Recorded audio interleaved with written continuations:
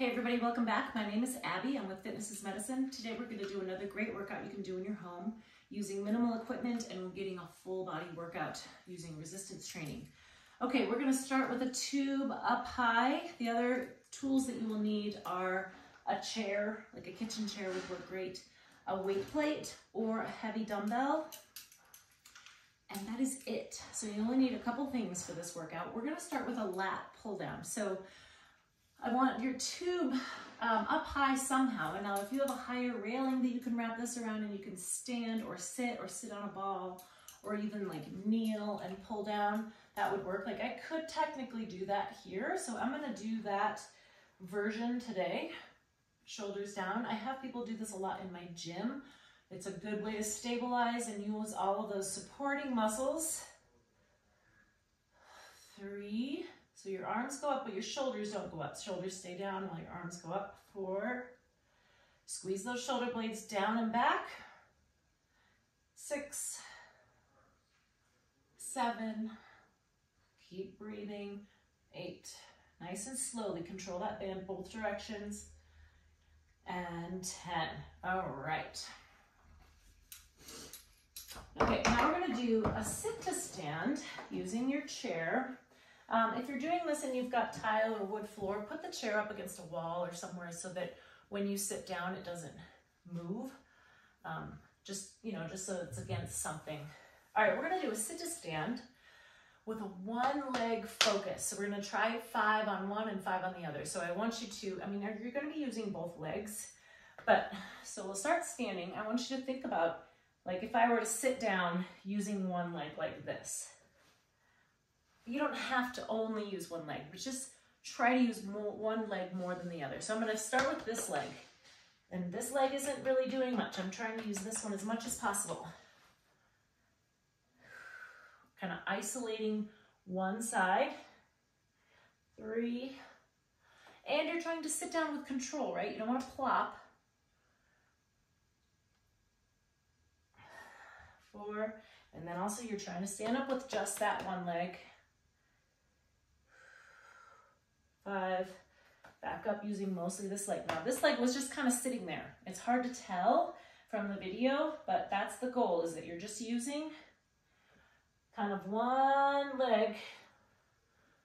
This one's just kind of there for balance. And 2, standing up using just that one leg. This is much harder. Sitting back, control, don't flop. 3, 2 more. Really using those quads and glutes. 4, 1 more. Nice and tall here.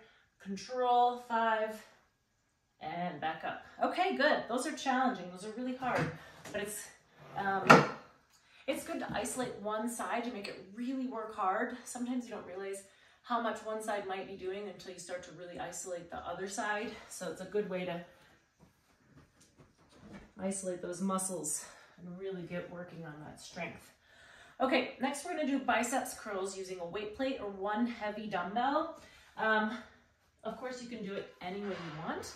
If you wanna use 2 dumbbells, that's fine, but sometimes using a different handhold, a different weight, something you're not used to, it's another way to work those muscles and work them a little bit differently. So I'm going to hold that weight, curl up, all the way back down straight. Now, my knees and my hips are bent just a little. I'm stabilizing with my core. 5, 6. Now, I consistently do weights that are equal to half of this in both hands, but this feels harder. It's just a different way to do it. 1 more. And 10. All right, great. Put that back on its rack.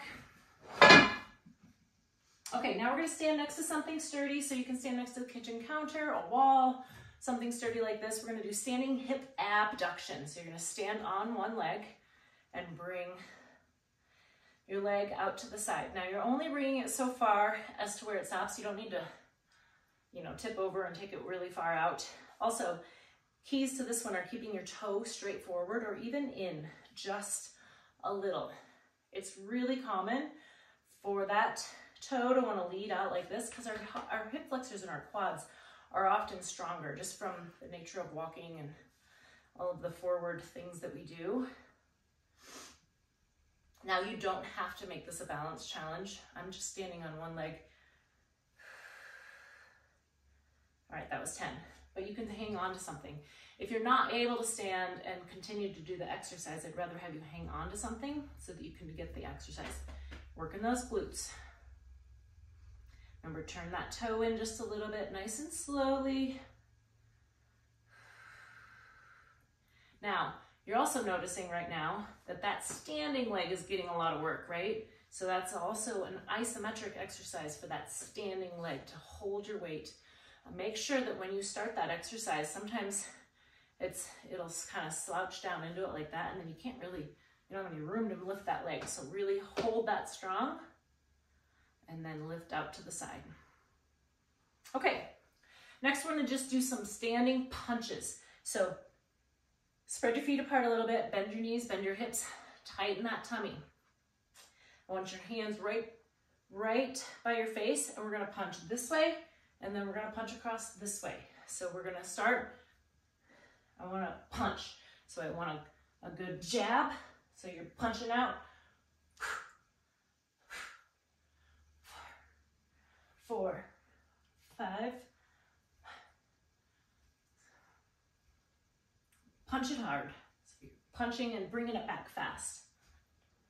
8, 9, 10. We're gonna do 15. 12, punching across. 13, 14, 15, and that's it. Okay, good. Great shoulder exercises. And you're also getting some core in there as you punch. This whole side has to stabilize and your core is stabilizing as well. Okay, last one, we're gonna lower down to the floor and we're gonna do some mountain climbers. So lower down into a plank.